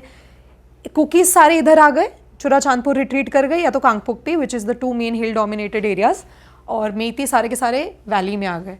तो ये जो मास डिस्प्लेसमेंट होने दिया ना, दैट वॉज रॉन्ग. और ऑब्वियसली मतलब आर्मी ऑफिसर्स, जो सीनियर आर्मी ऑफिसर्स हैं, जो सीनियर असम राइफल ऑफिसर्स हैं, जो थे उस वक्त पे ग्राउंड पे, वो हमको तो बताते ही हैं ना कि अगर हमको फ्री हैंड होती यार, तो एटलीस्ट ये मास डिस्प्लेसमेंट रुकवा देना चाहिए था. हो सकता है थोड़े और लोग मरते, बट ये डिस्प्लेसमेंट नहीं होता, which is now become permanent, जो सरकार से अब संभल नहीं रहा है. मतलब उनसे हो ही नहीं रहा है कि लोगों को वापस कैसे भेजे. It is the only state in our country in today's time which has more than 250 relief camps, which is more than 65,000 people who are living in these relief camps in conditions you guys will not believe. मतलब क्या हालत है? हालत मतलब मैं आपको क्या बोलूँ क्या हालत है कि वॉशरूम्स नहीं है एक्चुअली औरतों के पास में, टॉयलेट्स नहीं है वहाँ पे, और दुकानों को, मतलब नॉर्मल जो दुकानें होती है ना, प्लेटफॉर्म, उसको रिलीफ कैंप बनाया हुआ है. मतलब बहुत रिलीफ कैंप्स ऐसे हैं कि प्लेटफॉर्म पे सो रहे हैं लोग. खाने के लिए कुछ नहीं है. चावल और दाल पहले मुफ्त का मिलता था, अब वो भी बंद हो गया है. पैसे 40 रुपये इनको सरकार देती है दिन का, वो भी रोज़ का नहीं मिलता, कभी मिलता होगा. मतलब ये हालत है. और ये ऐसा नहीं कि इसको 1 हफ्ता या 2 हफ्ता हुआ है, 2 साल हो जाएगा 3rd मई को. कुछ 1 और हफ्ते में 2 साल हो जाएगा. So it is actually one of the longest running conflicts of our country, जहाँ पे चीज़ें ऐसी डिवाइडेड है. अभी ना एक जज का एक टीम ऑफ जजेस विजिटेड मणिपुर. तो जो मेती जज थे उनको भी अलाउ नहीं किया कुकी एरिया में जाने के लिए. मिनिस्टर्स भी नहीं जा सकते हैं, ब्यूरोक्रेट्स भी नहीं जा सकते हैं. इम्फाल से जो चॉपर उड़ती है वो लोग चॉपर में भी नहीं बैठते हैं कि भाई हम लोग लैंड कर ही नहीं सकते हैं. तो आप सोचो, इस तरीके का डिवाइडेड और कोई स्टेट नहीं है. अनऑफिशियली पेपर पे कुछ नहीं, ऑब्वियसली अनऑफिशियली उन्होंने डिवाइड कर दिया. और it's almost like India Pakistan situation. मतलब इन्होंने खुद की फ्रंट लाइन्स बना ली. अच्छा. इन्होंने खुद की फ्रंट लाइन्स बना ली, बॉर्डर बना ली, जहाँ पे ये लोग आपस में with the most sophisticated weapons, जो कि आर्मी के पास नहीं होती, like M4s, M16s, these are American weapons, उससे लड़े थे. या and something very very interesting about Manipur is that there were people who were married, a Kuki man married to a Meiti wife, or a Meiti man married to a Kuki person, and there were people who were dating across communities. तो मैं एक ऐसे couple से मिली. So the girl was a Kuki and the boy was a Meiti. और क्योंकि वो state के बाहर भी नहीं जा पाए, वो इतने वेल ऑफ नहीं थे, And there was a point that, and these guys were really in love, they were dating, they were boyfriend girlfriend. After the conflict started, they became village volunteer. Village volunteer एक term थी जो उन civilians को दी गई थी जो voluntarily weapon उठा के अब अपनी अपनी कम्युनिटी को प्रोटेक्ट कर रहे हैं. तो एक समय ऐसा था कि ये लड़की अपनी फ्रंट लाइन पे थी और वो लड़का अपनी मेथी फ्रंट लाइन पे था, and they were actually Poynting at each other with AK-47s. So this is real. मतलब मुझे ये नहीं समझ आता कि लोग इसके बारे में बात क्यों नहीं कर रहे, क्योंकि गवर्नमेंट बात करनी नहीं दे रही है. बट वेपन्स कैसे आ रहे हैं लोगों के पास? Very interesting. तो वेपन सबसे पहले तो जैसे ही कॉन्फ्लिक्ट शुरू हुई, कम से कम 6,000 वेपन पुलिस आर्मरी से और जो फौज की नहीं, जो IRB की जो आर्मरी होती है वहाँ से लूटी गई. कम से कम 6,000 वेपन्स. और जब मैं बोल रही हूँ 6,000 वेपन, क्योंकि ये यूपी पुलिस या ये नॉर्मल कोई पुलिस नहीं है, वो मणिपुर है, वहाँ पे AFSPA लगा हुआ है. तो वहाँ के जो कमांडोज हैं उनकी जो बेसिकली उनका जो स्टॉक ऑफ आर्म्स होती है वो बहुत सोफिस्टिकेटेड वेपन्स है उनके पास. मोटर बॉम्ब्स होती है उनके पास इंसास तो बहुत नॉर्मल है, AKs नॉर्मल है, इससे भी अच्छी LMGs होती हैं, इनफैक्ट लाइट मशीन गन्स. तो 6,000 वेपन लूटा गया, ऐसा गवर्नमेंट ने बोला. पर लूटना उसको बोलते हैं, अगर सोचिए मैं आपसे कुछ लूटूंगी तो आप रेजिस्ट करेंगे. Correct. This was actually gifted, these weapons were actually given to people कि जाओ राइट्स करो, जाओ जो करना है करो. और आर्म्ड मिलिशिया है एक आरमबाई तेंगोल बोल के, this is a methi armed militia. This was actually the former chief minister Biren Singh. उन पे उनको बहुत क्रिटिसिज्म मिला है कि उनका almost personal army kind of thing है. तो जो इंसर्जेंट ग्रुप्स है ना मणिपुर के, उनकी फिर भी कुछ आइडियोलॉजी है. ये जो लोग हैं, ये आर्म्ड मिलिशिया हैं, ये एक्चुअली ऐसे लड़के हैं जो थार में घूमते हैं, बंदूकें इनको मिली हुई हैं, इनके दिमाग में कुछ नहीं है. ये they really look down upon women, they have no ideology whatsoever. और इन्होंने जिस तरीके के क्राइम्स किए हैं in the first few days of the conflict, that was crazy.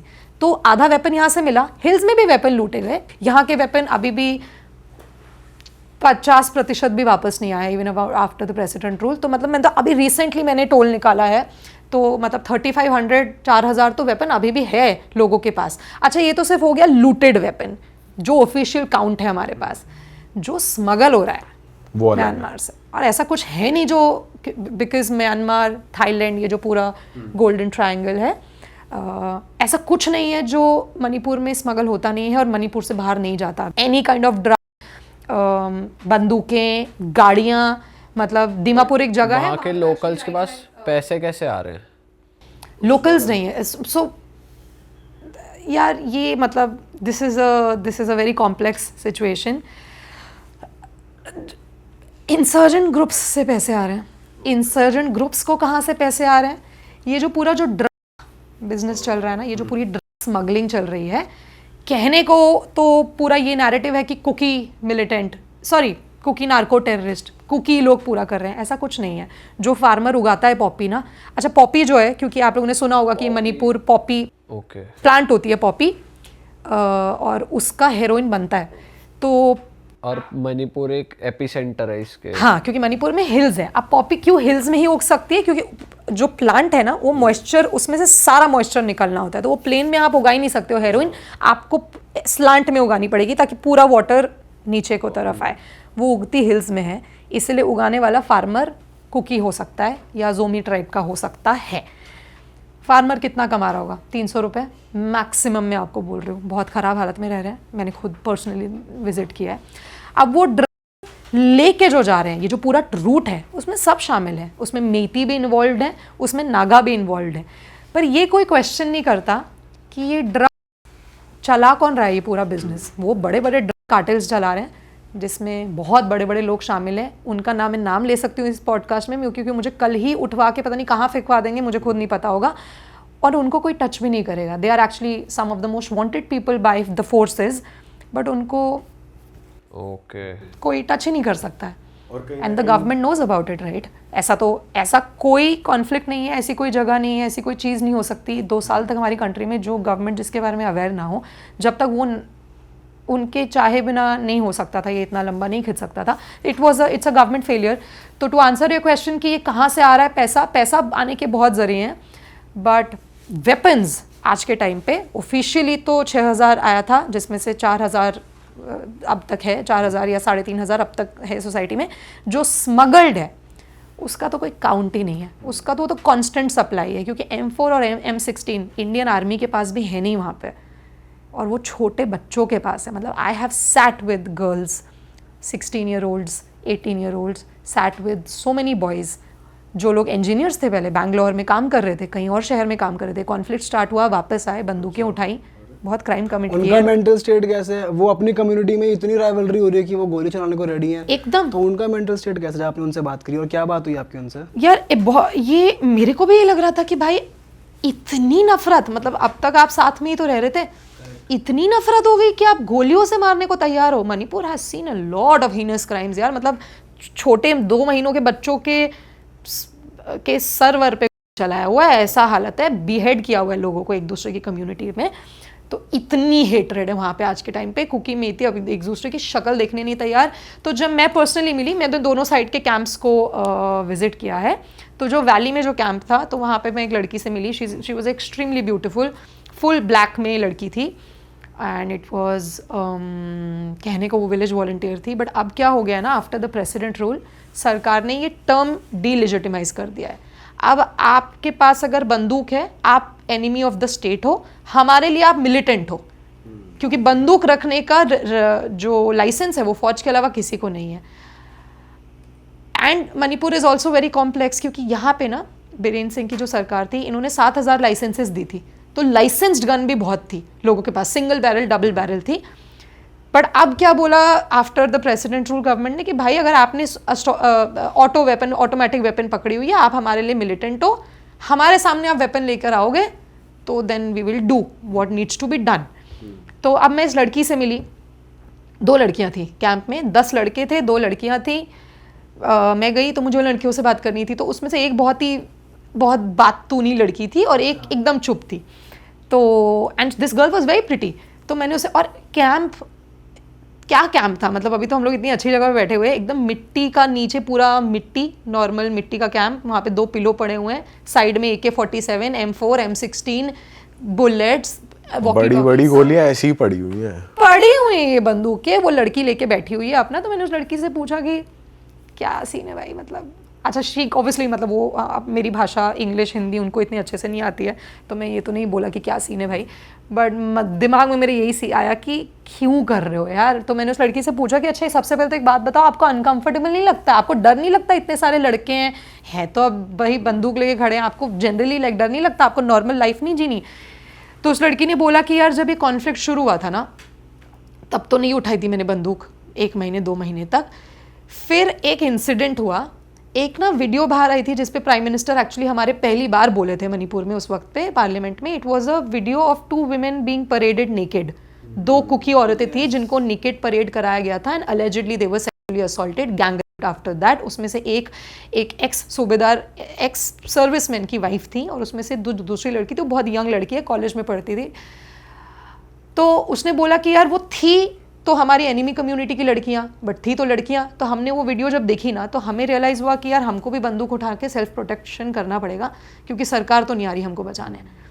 तो हमने अपनी प्रोटेक्शन के लिए उठाई है बंदूक। स्टार्टिंग ऐसे हुई, सेल्फ प्रोटेक्शन पे उठाई है। नहीं, but it's a standard answer ना, it's a standard answer for everyone कि देखो हमने बंदूक उठाई है प्रोटेक्शन में, और हम सिर्फ तब चलाएंगे रिटेलिएशन में, ऐसा कुछ नहीं है।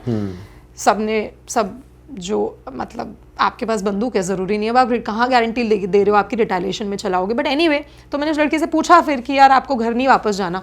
तो उस लड़की ने मुझे बताया कि मैं पहले नॉर्मल 12th तक पढ़ी हुई हूँ, फूड जॉइंट चलाती थी फैमिली को सपोर्ट करने के लिए, भाई है घर में, मम्मी पापा है, पर अब तो उठा ली बंदूक, अब नहीं पता ड्रॉप कैसे करनी है। And that is what happens with kids. आप एक बार एक बच्चे के हाथ में जब बंदूक दे दी आपने उसको ब्रेन वॉश कर दिया, किसी भी तरीके से रेडिकलाइज कर दिया उस बच्चे को, उससे वेपन ड्रॉप कराना बहुत मुश्किल हो जाता है फिर। And that is one of the biggest challenges forces are facing, क्योंकि विलेज वॉलंटियर, आर्म्ड मिलिशिया, एक परमानेंट इंसर्जेंट में क्या डिफरेंस है ना, अब वो डिफरेंस कोई बता नहीं पाएगा। अब वो difference, lines have been blurred, अब सब है। तो एक entire generation of Manipur is now trained in sophisticated assault weapons. people who were civilians, people who were doing jobs like you and me, so many were YouTubers, so many were doing like engineers, कोई CA था, कोई normal दुकान में काम कर रहा था, अब वो सब ट्रेंड है. तो अब कुछ लोग फौज के डर से घर पे चले गए हैं, कुछ लोग अभी भी बैठे हुए हैं, कुछ लोग परमानेंट रिक्रूट हो गए इंसर्जेंट ग्रुप्स के. तो और बहुत इंसर्जेंट ग्रुप्स हैं दोनों साइड पे. मीती इंसर्जेंट ग्रुप्स अपने हैं बहुत पुराने, some of the oldest insurgent groups like UNLF, like PLA, Kuki के अपने इंसर्जेंट ग्रुप थे जिन्होंने वेपन ड्रॉप करी थी under the SoO agreement with the Indian government, suspension of operations. But उन्होंने भी अग्रीमेंट के सारे रूल्स लेफ्ट राइट सेंटर तोड़ दिए. कॉन्फ्लिक्ट स्टार्ट हुआ था तो उन्होंने अपने बच्चे ट्रेन किए, इन्होंने अपने बच्चे ट्रेन किए, और अब लड़ाइयाँ चल रही हैं और किसी को कुछ पता नहीं है. तो जो इनके लीडर्स हैं उन्हीं को टारगेट अभी नहीं कर रही है गवर्नमेंट की, उन्हीं को ही थोड़ा कंट्रोल में लिया जाए. एकदम मतलब करना तो चाहिए, बट मेरा भी यही क्वेश्चन, कुछ नहीं. और मतलब इट्स जस्ट मेरे ख्याल से इसलिए उन्होंने कि मणिपुर कश्मीर नहीं है यार. मतलब हमें कोई, देखिए ना आप लोग इतने बड़े पॉडकास्टर्स हैं, आप लोगों को कोई आइडिया नहीं है कि मणिपुर में क्या चल रहा है ना. इतनी मीडिया कवरेज नहीं हुई है, कभी न्यूज में भी नहीं आया, कोई कवर ही नहीं कर रहा. I was coming to that, क्योंकि it's a proper dictate given to the news channels कि नहीं बात करना है मणिपुर के बारे में. क्यों नहीं बात कर रहे हैं आप लोग? खुद सोचिए ना. This is something we should question the government on. मतलब मुझे अच्छा नहीं लगता है कि मैं एक इंडियन जर्नलिस्ट हूँ और एक इंडिया के कॉन्फ्लिक्ट जोन पे रिपोर्ट कर रही हूँ for an international channel. I don't like it, but what do I do, क्योंकि इंडियन मेन स्ट्रीम चैनल्स में तो कोई जगह नहीं बची काम करने के लिए, है ना. You have to sell your soul completely, कोई जगह है ही नहीं. तो हमको कहीं तो स्टोरी बतानी है. और इंडियन मीडिया, आप जैसे कि आपने क्लियर बहुत एज यू राइटली सेड कि कोई कवरेज नहीं है मणिपुर की, कोई कवरेज ही नहीं है, क्योंकि ये लोगों ने बोला हुआ है कि भाई रिस्ट्रिक्शंस है और लिमिटेशंस है. Absolutely massive restrictions. So nobody is covering Manipur. Nobody, there are few good journalists who are very relentlessly covering Manipur.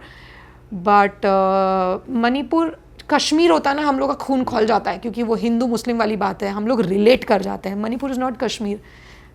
It's also one of the reasons is also racism. हमको वहाँ के लोगों से कोई रिलेशन ही नहीं हो सकता हमारा, हम लोग रिलेट नहीं करते हैं. तो जो मेन स्ट्रीम इंडिया है ना, उसको घंटा कोई फर्क नहीं पड़ रहा कि भाई कौन मर गया, कौन मिलिटेंट है. This is very sad. मतलब विद इन अ स्टेट अपने आप में एक इंडिया पाकिस्तान चल रहा है उनके अंदर ही. ये बहुत, it's almost like an India Pakistan situation. अभी तो फिर भी फौज ने बंकर्स वंकर्स तोड़ दिए हैं. एक टाइम पे तो मतलब ऐसा था कि इतने फ्रंट लाइन्स थे और यहाँ पे ऐसी कोई वेपन नहीं थी जो इन लोगों के पास थी नहीं. और एक टाइम पे बीच में जब फाइटिंग चलती थी तो मैं एक समय पे वहाँ पे थी वन ऑफ द विलेजेस. तो वहाँ पे सारे इंसर्जेंट्स, तब तक इंसर्जेंट जो लोग बाहर थे ना, जो म्यांमार में थे, वो भी एंटर कर गए थे वॉर. तो वो सारे बैठे थे, दे वर आर्म्ड मिलिशियाज. तो मैं उतरी गाड़ी से तो, और मैंने ज़रा फ़ोन निकाला अपना, तो उनकी जो विमेन विंग है उन्होंने आके ले लिया मेरे हाथ से फ़ोन. तो बहुत हॉस्टाइल है वो लोग. तो मैंने बोला कि मैम फ़ोन तो वापस कर दो. तो उन्होंने बोला भाई सोचना भी मत कि कोई फ़ोटो यहाँ से जाएगी. तो मुझे लग, और छोटे छोटे बच्चे, स्कूल जाने वाले बच्चा भी मिलिटेंट के साथ बैठा हुआ है. वो ना हमारे तरह नहीं देखते मिलिटेंट के लिए. जब ये कॉन्फ्लिक्ट स्टार्ट हुआ था ना, तो जो वहाँ की महिलाएं थी ना, उन्होंने ये नहीं बोला था कि भाई हमारी फौज कहाँ है, उन्होंने ये बोला था कि हमारा रेवोल्यूशनरी कहाँ है, हमारा जो हमारे लिए मिलिटेंट है वो उनके लिए सिपाही है, वो उनके लिए कॉज के लिए लड़ रहा है. और वो लोग एक बहुत इंटरेस्टिंग चीज़ भी करते हैं वहाँ की, वो लोग ब्लेसिंग देते हैं. तो ये मेरे सामने भी फर्स्ट टाइम हुआ था. सो एक बहुत बुजुर्ग महिला थी, एक मिलिटेंट था, उसके पास बंदूक टंगी हुई थी. तो मैं खड़ी थी, तो वो आया, तो उस औरत ने ना, शी बिट हर हैंड, ऐसे हाथ पे काटा और उसको यहाँ पे फोरहेड पे किस किया. तो मुझे लगा क्या कर रही है औरत, but this is the way of giving blessings. This is how they bless, and they were blessing the militants. और छोटा बच्चा भी वहीं बैठा हुआ है. अब एक 5 साल का बच्चा स्कूल छोड़ के वो बैठा हुआ है, बंदूकें देख रहा है. तो आप कर क्या रहे हो? सो एनीवे, ये सब हो रहा था. वहाँ से कम 2 किलोमीटर दूरी आर्मी की पोस्ट थी. तो मैं गई, तो मैंने कहा सर, और मतलब मैंने थोड़ा सा ऐसे चुपके से कोई फ़ोटो गाड़ी में जाते जाते ले ली थी, बड़ा रिस्क पे लेते हुए. I tweeted also. So I went, मैंने वो फौज को दिखाया. मैंने कहा सर देखो, मिलिटेंट बैठे हुए हैं सर, गाँव में बैठे हुए हैं, और वाईफाई सस्पेंडेड है इंटरनेट, बट वो लोग वाईफाई भी एक्सेस कर रहे हैं. तो उन्होंने बोला यार तनुश्री, हम कुछ नहीं कर सकते, हमको we have not been given the free hand to go inside the villages and weed them out. जब तक कोई फाइटिंग नहीं हो रही, इवन फाइटिंग भी हो रही है, तो अभी हमको फ्री हैंड नहीं है, जब तक कि आप हमारी पोस्ट के सामने से नहीं निकलते हो. तो फोर्सेस की ना कोई गलती नहीं है. वो लोग भी इनफैक्ट विक्टिम ही होकर बैठे हुए हैं मणिपुर में. वो लोग भी चाहते हैं, they are highly trained, there is massive some best military intelligence officers are in Manipur, best of army officers are in Manipur, best regiments posted there, best special forces officers, but उनके हाथ में उनको free hand नहीं दिया जा रहा है, उनको दिया नहीं जा रहा है वो मौका। अच्छा, आप छत्तीसगढ़ की बात कर रहे थे कि वो भी उसकी बहुत इंटरेस्टिंग स्टोरी है आपके पास, आपने वो जगह कवर करी है। Yes. उसके बारे में थोड़ी सी बात करते हैं, वो क्यों इतनी कॉम्प्लिकेटेड है? छत्तीसगढ़ भी बहुत कॉम्प्लिकेटेड है, बहुत सारे कारणों से कॉम्प्लिकेटेड है। मैं 19 साल की थी, मेरी ये फर्स्ट असाइनमेंट थी एज अ रिपोर्टर। तो मैंने एक स्टोरी हुआ था, वहाँ पे एक जगह है Pedagellur, it's a Naxal liberated belt. Naxal liberated belt मतलब कि वो नक्सल का फ्री एरिया है, वहाँ पे मोस्टली सीआरपीएफ या कोई भी फोर्स अंदर नहीं जाती जब तक कोई इनकाउंटर नहीं हो रहा है, वो लोग बाहर नहीं आते, दैट्स देयर एरिया। तो वहाँ पे some 13 Adivasi women were sexually assaulted by people of our own forces, Indian forces. ये ऑन रिकॉर्ड है या ये ऑन रिकॉर्ड है। एनएचआरसी ने कॉग्निजेंस लिया था और उन्होंने प्राइमा फेसी बोला था कि हाँ ऐसा हुआ है। National human rights commission of our country, they said ऐसा हुआ है। तो वो रिपोर्ट बाहर आई थी और तब मैंने पढ़ा, तो मैंने अपने एक लोकल सोर्स को वहाँ पे कॉल किया, बोला कि एक बार अगर किसी औरत से बात हो पाए। उन्होंने बोला भाई वो तो एरिया बहुत दूर है, बात तो नहीं हो पाएगी, बट या this is what is happened. अब मैं 19 साल की थी, मुझे ज़ीरो अंडरस्टैंडिंग थी कॉन्फ्लिक्ट जोन की, कुछ नहीं था, बट मैंने अपनी रिसर्च करी पूरे 24 घंटे, अच्छे से सब पढ़ा वढ़ा। अगले दिन अपने एडिटर इन चीफ को, who was one of the best editor in chief, he was the editor in chief of CNN IBN, अब जो CNN News 18 है, back then it was CNN IBN। उनको पिच किया, he was a great man, I think I wouldn't have become a reporter if he was in there. So मैं गई उनके office में, he was very approachable. I said sir ये story है, ये सब है, अच्छे से पिच किया। क्यों मैं बता रही हूँ, because this was very funny. तो उन्होंने बोला कि अच्छा ठीक है, देखता हूँ मैं, आप आओ वापस 1 घंटे बाद। फिर उन्होंने मुझे बुलाया 1 घंटे बाद, उन्होंने मुझे अपना लैपटॉप खोल के मेल दिखाया, कम से कम 10 मेल आए हुए थे। उन्होंने बोला देखो सारे जो बड़े एडिटर है ना, सबके मेल आए हुए हैं कि आप तनुश्री को नहीं भेज सकते हो ये स्टोरी करने, she is not equipped, not skilled to go to a conflict zone, you can't send her. Back then I could not speak in such fluent English, so people write people off, right, कि ये भाई बोल तो पानी रही है, क्या कर लेगी। So people wrote me down left, right and center, and then editor chief said that भाई ऐसा ऐसा है कि आपको सबका कंसेंसस है कि आपको नहीं जाना देना है। तो मेरा मुंह बड़ा छोटा सा हो गया। He was like but something is there in you which tells me that आप निकाल लाओगे ये story, and you're very you're connected emotionally with the story, so yes, go, it's approved, it's a commission project, go।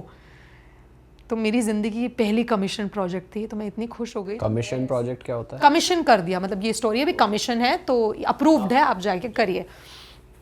तो मैं बाहर गई, तो मैंने कहा ठीक है सर, मैं जाके ट्रेन की टिकट बुक करती हूँ। तो उन्होंने बोला ट्रेन की टिकट? तो मैंने कहा हाँ जाना है ना छत्तीसगढ़। ये like Tanushree this is CNN IBN, we have an entire department dedicated for travel and accommodation, so kindly ask them to book you in the first flight to Chhattisgarh, Raipur. And that was the first flight I ever took in my life. मुझे तो एक तो NASA का office जैसा लग रहा था CNN IBN, मतलब कैमरा, और जिन लोगों को हम टीवी पे देख रहे हैं वो बिल्कुल हमारे साथ ही खड़े होके समोसा चाय खा रहे हैं। तो वो भी मैं अपनी मम्मी को बताती थी कि मम्मी ये भी यही खा रहे हैं जहाँ मैं खा रही हूँ। इतना मिडिल क्लासनेस हरकतें मैं दिखाती थी। But anyway the story got approved, I took the flight, I had no understanding of how to take a flight. वो मेरी ज़िंदगी में पहली बार मैं एयरपोर्ट गई थी, तो मुझे कुछ समझ नहीं आ रहा था। Anyway reach Raipur, Raipur is like a normal city, then went from there to Bastar. Bastar उस वक्त पे, अब तो बस्तर बहुत डेवलप्ड है, बस्तर उस वक्त पे एकदम गांव जैसा था। कहीं हम लोग वहाँ रुके, एक लोकल जर्नलिस्ट थे, उनके बिना, संजय ठाकुर जिनका नाम था, उनके बिना हम ये स्टोरी कर ही नहीं पाते। एक्चुअली यही होता है कि हम लोग जो बाहर से जाते हैं ना, हम लोग हिल भी नहीं पाए एक जगह पे जाके अगर हमारे पास लोकल जर्नलिस्ट का सपोर्ट ना हो, जो कि एक्चुअली रियल जर्नलिस्ट हैं आज के डेट में। यार हम लोग कुछ नहीं कर पाएंगे। कितनी बार इन लोगों को क्रेडिट नहीं मिलती, इनको पैसा नहीं मिलता, इनको कोई नाम नहीं मिलता। बड़े बड़े जो जर्नलिस्ट जाते हैं, काम निकलवा के आ जाते हैं, ये लोग मरते हैं पीछे से। तो इनके बिना हम लोग कुछ है नहीं ग्राउंड पे। तो गए, इन्होंने बहुत मदद करी हमारी। इन्होंने बोला भाई कल सुबह 4 बजे निकल जाएंगे, 4 बजे नहीं निकलेंगे तो पहुँच नहीं पाएंगे पेडागलूर, बहुत दूर है। कहा ठीक है। तो हम लोगों ने गाड़ी, हमारे पास गाड़ी थी, बहुत बढ़िया ड्राइवर था, उसने बोला मैम कुछ नहीं होने देंगे आपको, टेंशन मत लो, 2 घंटे में आप वापस नहीं आओगे तो मैं पर्सनली अंदर आऊँगा। मैंने कहा ओके भाई। Every 500 meters to a kilometer there was a CRPF camp जो आपको प्रॉपरली सर्च करेंगे।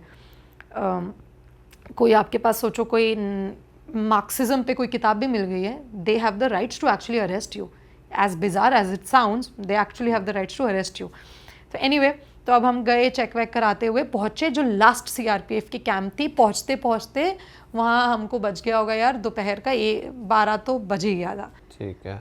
अब हम लोग वहाँ उतरे, तब तक में वो लोकल ये जो लोकल जर्नलिस्ट था, मेरे साथ एक कैमरा पर्सन थे, एक हमारे साथ लोकल जर्नलिस्ट था, वो एक और लोकल को लिया जिसको वो ट्राइब की भाषा समझ आती है। वो ट्राइब था गोंड ट्राइब, जहाँ की औरतें थी, गोंडी भाषा वो बोलते हैं।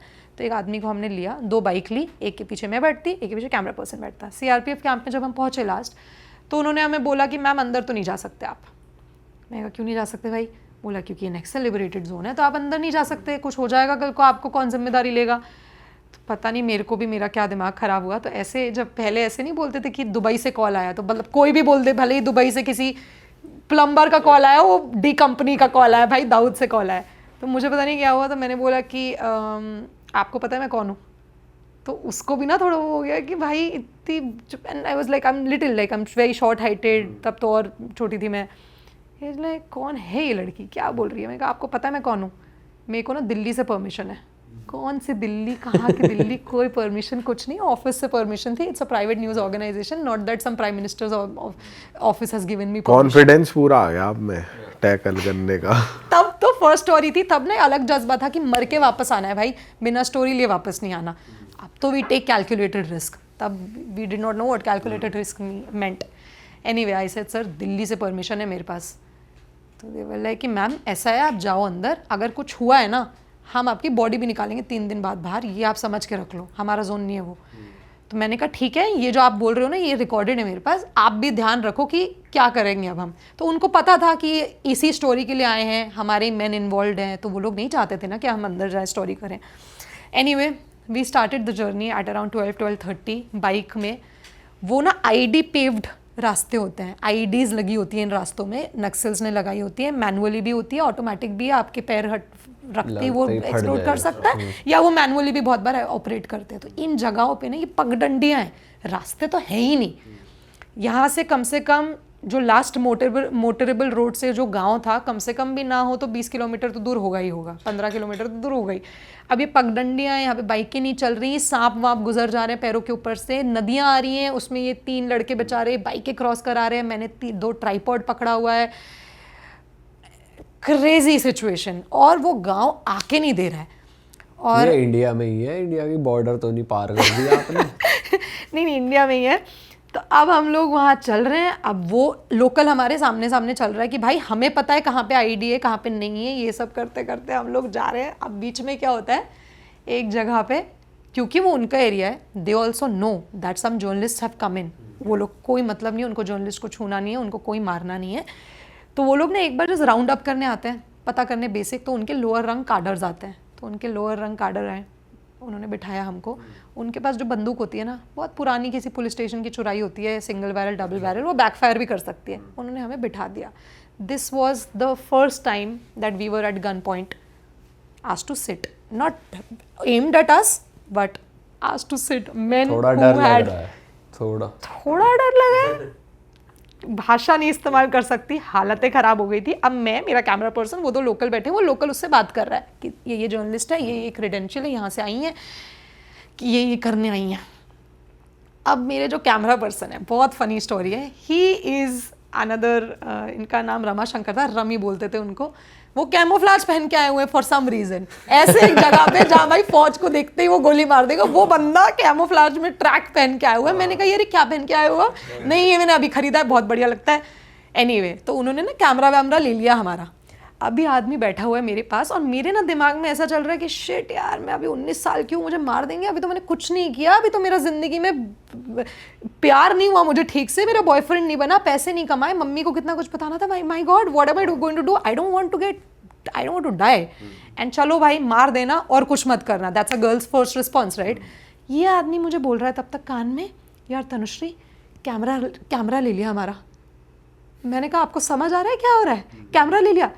तो इन्होंने बड़ी फनी बात बोली, ही वाज लाइक यार 6 लाख का कैमरा है, मेरी सैलरी से काट लेंगे। मैंने कहा भाई जिंदा जाओ, वहां भी कंपनी वालों की टेंशन हो रही है। आप सोचो कि कैमरा पर्सन्स को इतना टेंशन होता है कि भाई चिप खो गई तो पैसे से काट लेंगे।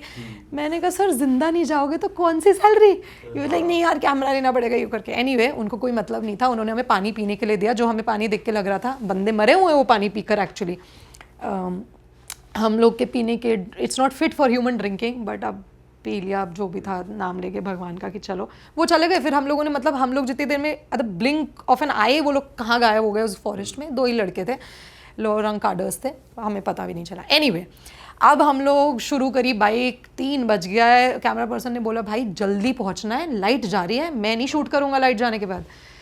4 बजे जाके हम वो गांव में पहुंचे हैं, वहाँ की मई। और वो गांव मतलब मैंने देखा कि भाई ये तो सिविलाइजेशन से एकदम बाहर है। वहाँ के जो बच्चे थे सारे मैल न्यूट्रिशन थे। अच्छा। औरतें वहाँ की हमें देखते ही भाग गई, पूरा गांव का गांव खाली हो गया हमको देखते ही। वहाँ पे कोई कैमरा आज तक लाइफ में पहुँचा नहीं था। That was the first camera to reach, TV camera to reach that village. Pedda Galur जगह का नाम है। तो वहाँ पे अब मैं बैठी हूँ, मुझे कुछ समझ नहीं आ रहा कि मैं आई क्या हूँ यहाँ पे करने। मेरा दिमाग खाली हो गया because it was a very taxing journey. अब वो औरतें अपनी डिस्कशन कर रही हैं सरपंच के साथ, पंचायत में हो रही है। इस लोकल आदमी को मैंने भेजा, उसने उनको समझाया, वो नहीं मान रही है। फिर मैंने कहा भाई तुम मेरे साथ चलो, तुम ट्रांसलेट करो। तो मैंने फिर उनके सामने हाथ जोड़ लिए कि देखिए मैं भी लड़की हूँ, मैं दिल्ली से आई हूँ, आप मुझसे नहीं बात करेंगे कोई प्रॉब्लम नहीं है, मैं आपको फोर्स नहीं करूँगी, आपकी स्टोरी है। पर अगर हो पाए, अगर आपको ठीक लगे, आप प्लीज़ मुझे भरोसा करके बताइए और मुझे ट्रस्ट करिए कि मैं ये बाहर गुड रीजंस की वजह से बताना चाहती हूँ। I think they trusted and then they were like we will talk. जो विक्टिम्स थी, जो रेप विक्टिम्स थे, उन्होंने बोला भाई हम करेंगे बात। अब मैं बैठी थी, अब 4:30 बज गया था। उन्होंने बोला कि सिंगल टेक में निपटाना है। मेरे को आदत नहीं थी कैमरा की, मेरे से सिंगल टेक में नहीं हो पा रहा। सिंगल टेक में करना है तनुश्री, निकलना भी है क्योंकि भाई अभी हैं आदिवासी, ये नेक्सल लिबरेटेड जोन है, कौन मार देगा हमको कुछ नहीं पता, ठीक है। एनीवे तो ना मैं बैठी, उनको कैमरा पर्सन ने बिठाया फ्रेम व्रेम सेट करके। तो मैं बेसिक थोड़ा सा ना मेकअप कर रही थी, जस्ट पफिंग मैसेज। तो these women they looked at me and they started giggling. थोड़ा उनके लिए बड़ी नई सी बात है कि वो लड़की कर क्या रही है भाई। तो ना थोड़ी सी हंसने लग गई। तो मेरा कैमरा पर्सन आया मेरे पास और बोला कि यार देख के इनको लग नहीं रहा है कि इनके साथ कुछ हुआ है, रेप हुआ है इनके साथ। तो you know it was, I am very happy that he said that, क्योंकि उसने मेरी पूरी माइंडसेट चेंज कर दी कि सोचिए मेरे साथ कुछ ऐसा होता है और मुझे कोई इंटरव्यू करने आता है ना, मुझको पता है, आई एम ट्रेंड कि मेरे को कैमरा के सामने कैसे रहना है। ये औरतें इतनी इनोसेंट हैं कि जब इनको दर्द हुआ तो ये रोई। इतने साल बाद हम इनको करने आ रहे हैं इंटरव्यू, तो ये लोग ना एक्ट नहीं कर रहे हैं कैमरा के लिए, इनको हंसी आ रही है, ये हंस रहे हैं। कितने साल बाद आप स्टोरी कवर कर रहे थे? NHRC took cognizance after 3-4 years, several years। तो वो इंसिडेंट हो गया है। आज की डेट में वो हंस रही हैं, बट एक आदमी जो कि मेन स्ट्रीम इंडिया से आता है, उसने इमीडिएटली जज कर लिया कि भाई ये लड़कियां तो हंस रही हैं, इनके साथ तो रेप नहीं हुआ होगा। So this is actually the mindset. And ये ऐसा नहीं है कि वो कैमरा पर्सन का था जो बहुत पढ़े लिखे नहीं थे, ये पढ़े लिखे लड़कों का भी माइंडसेट है कि वो हंस रही हैं तो शायद नहीं हुआ होगा, ऐसा कुछ रो नहीं रही है जब तक कैमरा के सामने, तो हम कैसे मान लें कि हुआ है। तो this was a thing. But anyway, तो आई टोल्ड यू कैसी बातें कर रहे हो यार। तो बल्कि this is how innocent they are, they don't know how to act for the camera. Anyway मैंने शुरू किया। उन औरतों ने जो जो डिटेल्स बताई, जो जो हालतें, मतलब जो जो किया है उनके साथ। One of the women was actually pregnant, 9 months pregnant when she was gang raped. And उसका बच्चा 4 साल बड़ा था, तो वो बच्चा भी उधर ही बैठा था और वो ना सब सुन रहा था। और एक्चुअली ये बहुत गलत होता है क्योंकि ये लोग जब हमें स्टोरी बता रहे हैं ना, वो लोग रिलिव भी कर रहे हैं वो, तो हमारे लिए भी it's wrong. But what do we have to tell the story. तो वो बच्चा सुन रहा था, इन औरतों ने अपनी पूरी स्टोरी बताई कि ऐसा हो रहा था। So many forces actually asked them to, they wanted to see if they are lactating mothers, so they pressed their body parts and bad things happened। बहुत ख़राब चीज़ें, मतलब मैं सुन नहीं पा रही थी, बट हमने उसको निपटाया। मेरे पास जो खाने का, जो पैसे, जो सब था, हमने उनको दे दिया कि भाई लो। फिर मैंने जनरली पूछा कि आपको पता है प्राइम मिनिस्टर कौन है हमारे देश के? तो उनको ऑब्वियसली नहीं पता था। मैंने कहा नरेंद्र मोदी, आपको नहीं पता? भाई नाम ही नहीं सुना। तो एनीवे, तो अब ये जो बच्चा था ना, मैं उसको एक चॉकलेट थी मेरे पास, तो मैंने कहा आप ये लो। तो उस बच्चे ने ना कुछ मुझे गोंडी भाषा में कुछ बोला, तो मुझे समझ नहीं आया। तो मैंने उनको बुलाया लोकल को, मैंने कहा क्या बोल रहा है?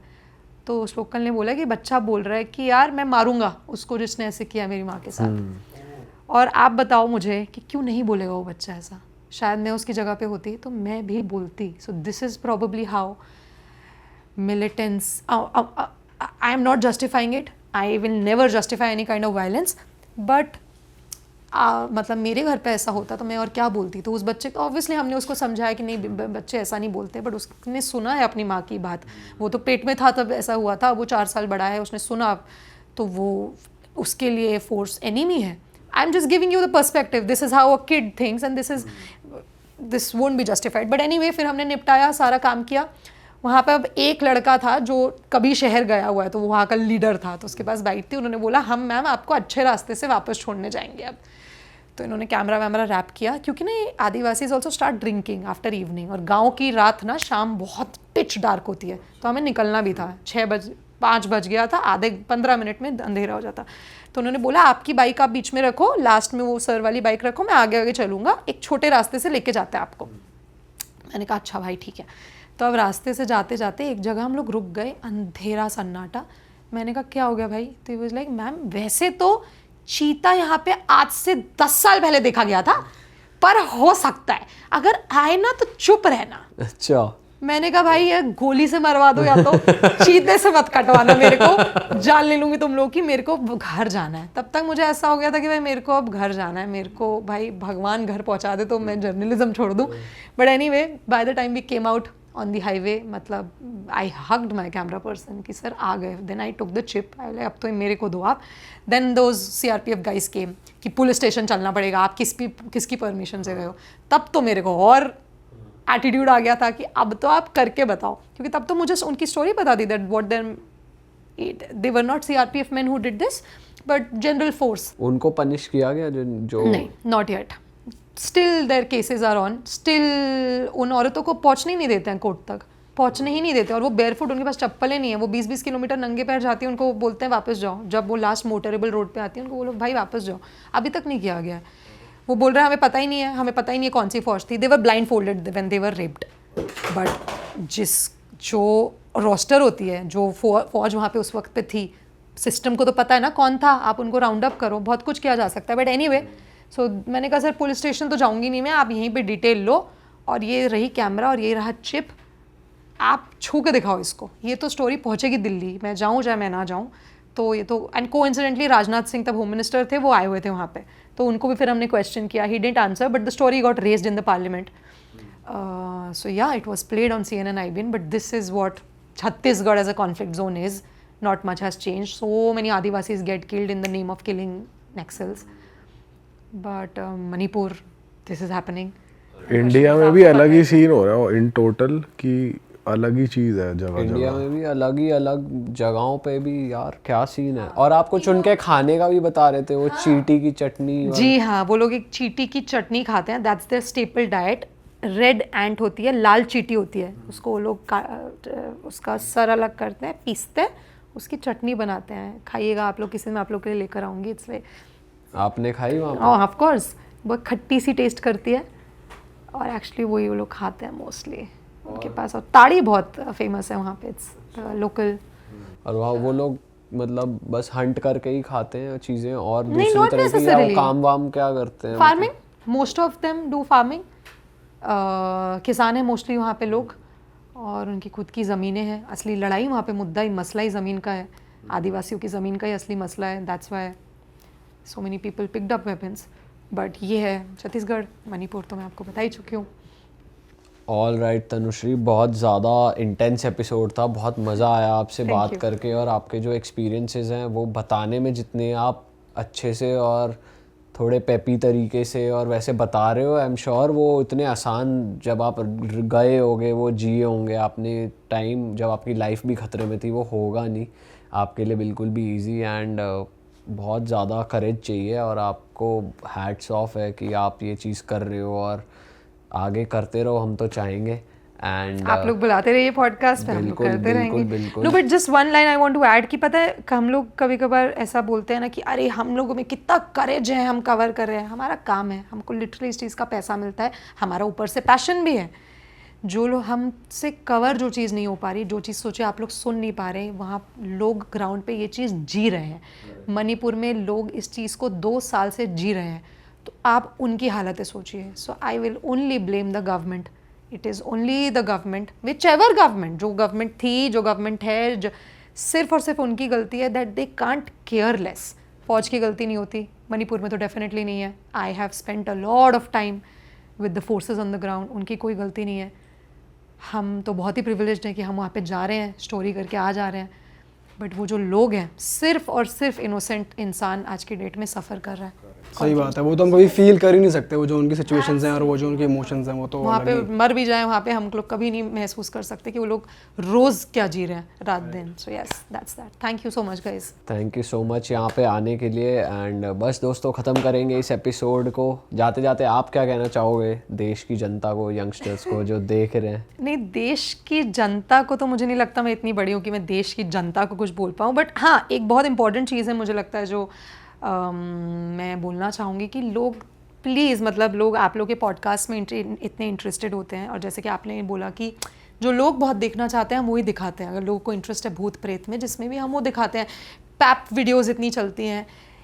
एक हमारी ना कंट्री वो कंट्री है जो ज़्यादा साल नहीं, 70 साल ही हुआ हमें इंडिपेंडेंस को। We are a country which fought for our independence, मतलब नंगे पैर हम लोग चले थे ब्रिटिश के खिलाफ लड़ने के लिए। वो कंट्री आज के डेट में इतनी केयरलेस, मतलब हम लोग का अटेंशन स्पैन ख़त्म हो गया है। हमें कोई फ़र्क नहीं पड़ रहा कि चल क्या रहा है लोगों के साथ। जब तक खुद के घर में आग नहीं लग रही होती है ना, किसी को कोई फ़र्क नहीं पड़ता है। And that is the reason that the entire press freedom, main stream media completely downfall पे है, और किसी को कोई फ़र्क नहीं पड़ रहा, कोई सच देखना चाह ही नहीं रहा। तो बस मेरा थोड़ा सा ये, अगर आप लोग के प्लेटफॉर्म के थ्रू मैं ये मैसेज दे सकती हूँ कि थोड़ा सा जो इंडिपेंडेंट जर्नलिस्ट जो काम कर रहे हैं उसको थोड़ा खुद से ढूंढ के देखें, क्योंकि एल्गोरिदम आपको दिखाएगा नहीं। वो थोड़ा सा मेहनत करें, एफर्ट करें सच्चाई जानने के लिए, क्योंकि हम लोग थोड़ा पोस्ट ट्रूथ एरा में जी रहे हैं जहाँ नॉइज़ इतनी है and lies are travelling much more faster than the truth. तो प्लीज़ प्लीज़ प्लीज़ थोड़ा सा लोग सच्चाई जानने के लिए थोड़ी सी खुद से मेहनत कर लें और इंटरेस्टेड रहें रियल जर्नलिज्म में। That's that. Thank you. तो दोस्तों, हम मिलेंगे आपसे नए पॉडकास्ट में। अगर आपको लगता है ये चीज़ें इंपॉर्टेंट है और ज़्यादा से ज़्यादा लोगों तक जानी चाहिए, इसको शेयर ज़रूर करो, अपने तक मत रखो। एंड बस यार, अपने आसपास अपनी तरफ से जो अच्छा हो पाए वो करो। किसी को हार्म मत करो, किसी का दिल मत दुखाओ, कुछ गलत मत करो, अच्छी चीज़ों को स्प्रेड करो, चाहे वो पॉडकास्ट ही क्यों ना हो, इन्फॉर्मेशन ही क्यों ना हो। और हम मिलेंगे आपसे नए पॉडकास्ट यार। टिल देन अपना ध्यान रखो। Bye bye, take care, see you, tata, जय हिंद।